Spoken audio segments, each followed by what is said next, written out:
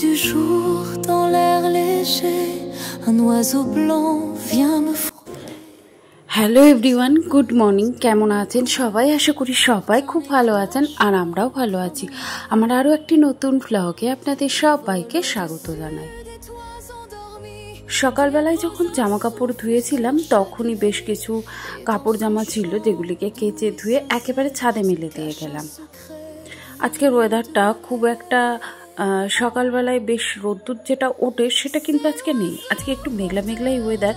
তো তারপরেও একটু ছাদেই দিয়ে গেলাম, যেহেতু ছাদে একটু হাওয়া রয়েছে, আর নিচে অনেক জামা কাপড় রয়েছে, মায়ের শাড়ি টাড়ি রয়েছে, তো সেখানে একটাই তো দড়ি, আর তার মধ্যে এত কিছু মেললে কিন্তু আর হবে না।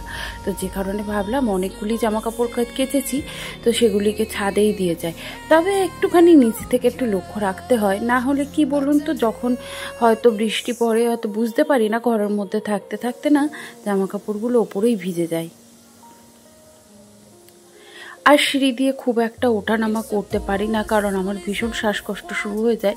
সিঁড়ি দিয়ে বেশি ওঠানামা করলে একটু দম নিতে কষ্ট হয়, তো যে কারণে একটু খুব কমই এখন উঠি। আগে যদিও খুব ভালোভাবে খুব বেশি উঠতাম, তবে এখন আর সেভাবে ওঠা হয় না ছাদে।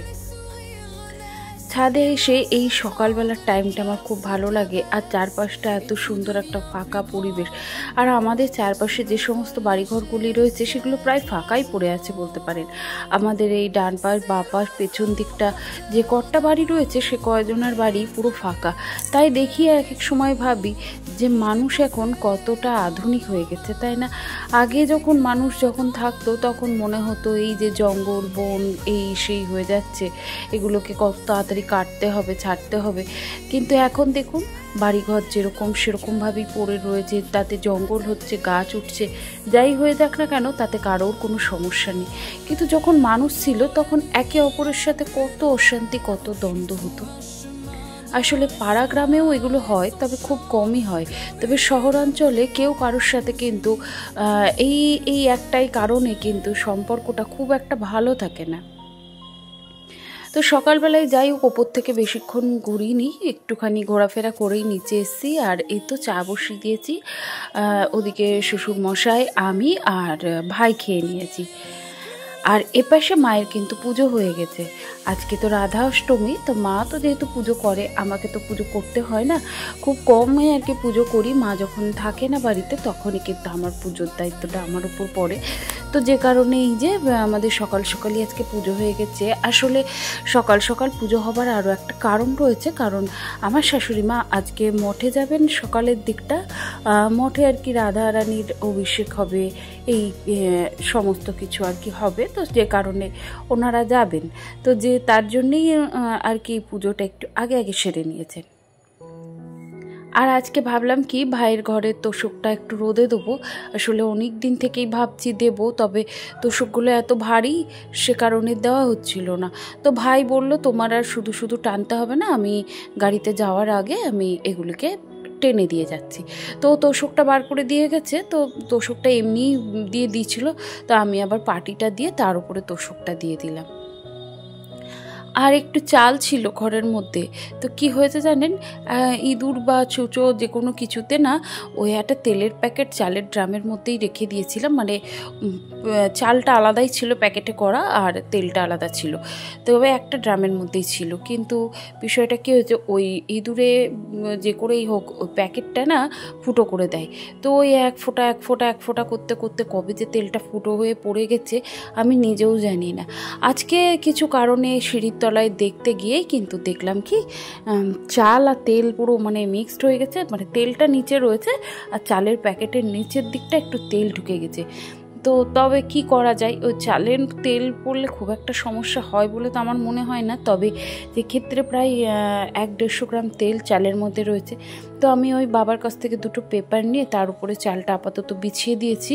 আর এটা হচ্ছে সেই ফ্রাইড রাইস করার চাল, তো সেই জন্য আলাদাই ছিল। আর আপনারা তো জানেনই আমার রান্নাঘরে সেরকমভাবে কোনো স্টোরেজ নেই, রান্নাঘরে যদিও ইঁদুরের কোনো সমস্যা নেই, তবে ওই যে বললাম জায়গা নেই, তো যে কারণে আমি সমস্ত বালতিগুলো রাখতেও পারি না, জায়গাগুলো রাখতে পারি না, তো তার জন্যই আর কি সমস্যাটা।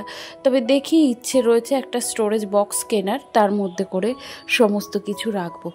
আসলে কি বলুন তো, এই যে মধ্যবিত্ত পরিবারে আমাদের তো দিন আনা দিন খাওয়া পরিবার, তো এতে করে কি হয়, আসলে সব সময় ইচ্ছে করলেই সেই শখটা সবসময় পূরণ হয় না। আর এটা তো শখবশত না, অসুবিধার কারণেই কিনতে হবে। তবে ওই যে বললাম, ইচ্ছে হলেই যে আমি কিনতে পারবো এমনটা নয়, সবার পারমিশনের ব্যাপার রয়েছে। হয়তো কারোর মনে হতে পারে যেমন ছিল তেমনই ভালো রয়েছে, এগুলির কি দরকার। কিন্তু আসলে কি বলুন তো, কিছু জিনিস আমাদের সংসারে কিন্তু প্রয়োজন হয়। আর এই তো আপনাদের সাথে কথা বলতে বলতেই কিন্তু এদিকে বাজারটাও সেরে ফেলেছি। তো বাজারটা আজকে বাজারে গিয়েছিলাম, আজকে সামনে সবজি দোকান থেকে বাজার করিনি, একটু মাছ নিয়ে এসেছিলাম। আর সেখানেই এই যে এই সবজিগুলো একটু কমেই পেয়েছিলাম, মানে যে সবজিটা প্রায় 70-80 টাকা পাই সেটা আমি ঠিক 40-50 টাকার মধ্যে পেয়ে গেছি। তবুও 20-30 টাকা সেভ করতে পেরেছি, তো তার জন্যই বাজার থেকেই নিয়েছি।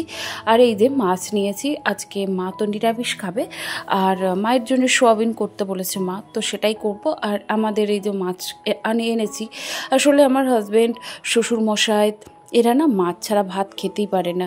ভাই যদিও মাছ ছাড়া খেতে পারে, আমার সোনা কিন্তু মাছ ছাড়া ভাত খেয়ে নিতে পারে, তবে আমার শ্বশুর মশাই আর আমার হাজব্যান্ড কিন্তু একেবারেই মাছ ছাড়া ভাত খেতে পারে না। তো তাদের জন্যেই স্পেশালি মাছ আনা। আর শুধুমাত্র তারাই খাবে এমনটা না, আমরাও খাবো। তো ওই তো দুবেলার মাছ, আর এই যে সবজিগুলো একেবারে ধুয়ে পরিষ্কার করে জায়গায় রেখে দেবো। আর সাথে কচুও পেয়েছি। আসলে গাটি কচুটা আমাদের বাড়িতে সকলেই খুব ভালোবাসে, আর গাটি কচুটা করলে কি হয়, এর সাথে ডাল তরকারি করতে লাগে না, তো তার জন্যেই কিন্তু কচুটা এনেছি। আর ওইদিকে দেখতে পেলেন চালটা না আমি পেপারের ওপর বিছিয়ে দিয়েছি, যতটুকু তেল পেপারে টেনে নেওয়া সম্ভব। টেনে নেওয়ার পরে একটু রোদ্দুরে চালটা কিন্তু বেশ ঝরঝরে হয়ে গেছিলো। তারপরে আমি আবার কন্টেনার করে রেখে দিয়েছি। আবার 2-1 দিন রোদ্দুরে দিলেই কিন্তু চালটা আশা করছি ঠিক হয়ে যাবে। আর এপাশে না মারা কিন্তু মঠে মন্দিরে চলে গেছে আর কি। তো আমি এদিকে সকালবেলায় খাবোটা কি, তো তার জন্যে একটু আলু ভেজে নিয়েছি। কালো জিরে দিয়ে আলু ভাজাটা না আমার খুব ভালো লাগে। আর সোনা তো ঘুমোচ্ছে, সোনা তো উঠে খাবে না, ও উঠে একটু চা কফি এইসবই খেতে ভালোবাসে। আর বাবাকে মুড়ি কলা ছাতু মেখে দিয়েছিলাম, তো আমার আর ওই মিষ্টি জিনিসটা ভালো লাগছে না খেতে, তো যে কারণে একটু ঝাল ঝাল করে আলু ভেজে নিয়েছি, তো সেটা দিয়েই মুড়িটা খাবো। তো চলুন তাহলে খেয়ে নিই। আর এই তো খাওয়া দাওয়া করে বাইরে না আবার বেশ মেঘ করে এসছে, তো ওপরে জামা কাপড় রয়েছে, নিচে তোষক রয়েছে, বালিশ রয়েছে, চাল রয়েছে, আর বাড়িতে কেউ নেই। তো এর মধ্যে যদি বৃষ্টি আসে আমি কোন দিকে যাব বলুন। তো তাই জন্য ভাবলাম কি, মাঝখানে তোষকটা একটু উল্টে দিয়ে গেছিলাম, বেশ সুন্দর রোদ্দুর খেয়েছে, তো এইবারে রোদ্দুর থেকে তুলে এনে খাটের ওপরে বিছিয়ে দিয়েছি। তো এরপরে তোষকের ওপরে চাদরটাও বিছিয়ে দিলাম, তো একবারই ঘরটা পরিষ্কার করে নিয়েছি। আর সকালবেলায় তো ঝাড়টার এগুলো দিয়েই নিই, আপনারা তো জানেনই, কোনো দিন সকালেও দিই, আবার কোনো দিন বেলাতেও কিন্তু ঘরটা মুছে রাখি। তো এই তো এখন সমস্তটাই পরিষ্কার পরিচ্ছন্ন করে নিয়েছি। শুধুমাত্র চেয়ারের ওপরে যে জামা কাপড়গুলি সেগুলো থাকবে, সেগুলি সন্ধেবেলায় বসে কিন্তু আমি ভাঁজ করব, কারণ আমার না ওই জামা কাপড় যেমন তেমন করে ভাঁজ করাটা ঠিক পোষায় না। তাই আমি চেষ্টা করি সবসময় নিজের মতো করে সুন্দর করে গুছিয়ে কাজ করব। আসলে মধ্যবিত্ত সংসারের থেকে নিজেকে যে যতভাবে আর কি ভালো রাখা যায়, বা নিজেকে কিভাবে খুশি রাখা যায়, সেটা নিজেকেই আপনাকে বের করে নিতে হবে। এই পথটা কিন্তু কেউ দেখিয়ে দেবে না যে তুমি কিভাবে খুশি থাকবে। সবাইকে তোমার খুশি করা তোমার দায়িত্ব, তবে নিজেকে খুশি কিভাবে করতে হবে সেটাও কিন্তু তোমার উপরেই নির্ভর করছে। তুমি যেভাবে চাইবে সেভাবে কিন্তু নিজেকে মেনটেন করতে পারবে। তো আমি তো আমার নিজের মতো করে মেনটেন করি, নিজেকে যেভাবে পারা যায় সাধারণভাবে সিম্পলভাবে কিন্তু নিজেকে মেনটেন করার চেষ্টা করি, নিজেকে ভালো রাখার চেষ্টা করি। আর সত্যি কথা বলতে কি, এই সংসারের এই কাজগুলির মধ্যে থেকেই, সংসারে এতগুলি সে মানুষের খেয়াল রাখা, ভালো রাখা, দায়িত্ব, কর্তব্য, এত কাজকর্ম, এর মধ্যে থেকেই কিন্তু নিজের খুশিটাও কিন্তু খুঁজে পেয়েছি।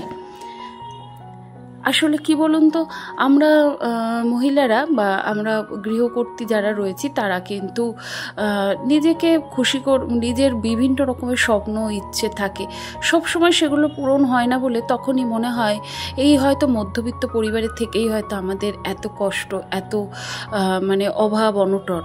আসলে তা না, জানেন তো, সব কিছু না একটা ভাগ্যের উপর নির্ভর করে। যতটুকু ভগবান আপনাকে দিয়েছে ততটুকু নিয়ে যদি আপনি খুশি থাকতে পারেন, তাহলে দেখবেন আপনার জীবনটা মানে এতটাই রঙিন হয়ে যাবে। আর যদি আপনি মনে করেন যে না, আমার এর চাইতেও অনেকটা পাওয়া দরকার ছিল, এর থেকে বেশি পেলে হয়তো ভালো হতো, হয়তো ওই মানুষটার এইগুলি রয়েছে, আমার এগুলি নেই, আমার থাকলে হয়তো ভালো হতো, তাহলে দেখবেন আপনার এই ছোট্ট জীবনটা আপনার কাছে একটা বড় বাধার সম্মুখীন হয়ে দাঁড়াবে। তো যাই হোক, অনেকগুলি কথা বলে ফেললাম। আসলে বলতে চাইলাম যে মধ্যবিত্ত পরিবারে আমিও রয়েছি, মধ্যবিত্ত পরিবারে কোথাও আপনারাও রয়েছেন, তো সেখান থেকে নিজেকে কিভাবে সুখী করা যায়, নিজেকে কিভাবে ভালো রাখা যায়। আর এই তো দেখুন একেবারে রান্নাবান্না সেরে নিয়েছি। আর আজকে মাছের ঝোলের কালারটা অসাধারণ এসছে, আর খেতেও কিন্তু দুর্দান্ত হয়েছিল। আসলে মাছের ঝোলের মধ্যে একটু পেঁয়াজ, আদা বেটে আর একটু টমেটো কেচাপও দিয়েছিলাম, সমস্ত কিছু দিয়ে করেছিলাম, আর খেতে এত সুন্দর হয়েছিল। তো সবাই বলছিল আসলে মাছটা আজকে একটু অন্যরকম করে করলাম। আর এই রেসিপিটা না আমার মায়ের রেসিপি, আমার মা কিন্তু আমাদের এইভাবে মাছের ঝোল রান্না করে দিতেন। তো যাই হোক, ওইদিকে খাওয়া দাওয়া করে দুপুরবেলায় রেস্ট নেওয়ার পর এখন সন্ধ্যা হয়ে গেছে। আর সন্ধ্যার সময় সন্ধ্যাবাতি জ্বালিয়ে ঘরের অন্যান্য কাজ করে এই তো এখন জামা কাপড় নিয়ে বসেছি। এগুলিকে এখন ভাঁজ করব, জায়গা মতো রাখবো, তারপরে বেশ একটা বড় কাজ কমপ্লিট। আর এরপরে একটু চা করব, মারা মঠ থেকে আসবে, তারপরে একটু চা করব, চা খেয়ে তারপরে একটু ভিডিও এডিটের কাজ থাকে, বসে থাকি, ভিডিও দেখি, এই সমস্ত করেই কিন্তু দিনটা কাটায়। তো যাই হোক, চলুন আজকের ভিডিওটা আপনাদের কেমন লাগলো অবশ্যই কিন্তু একটি কমেন্টের মাধ্যমে জানাতে ভুলবেন না। যদি কোথাও ভালো লেগে গিয়ে থাকে প্লিজ একটি লাইক করে দেবেন। আর আপনি যদি চান আমার চ্যানেলটাকে সাবস্ক্রাইবও করে রাখতে পারেন, আর যদি চান তাহলে হাইপও করে রাখতে পারেন। তো তাহলে চলুন, এদিকে আমারও জামা কাপড়গুলি গোছানো হয়ে গেছে, তাহলে এইগুলিকে এখন জায়গায় রাখি। আর চলুন আজকের ভিডিওটি এখানে শেষ করলাম। সবাই খুব ভালো থাকবেন, সুস্থ থাকবেন, সাবধানে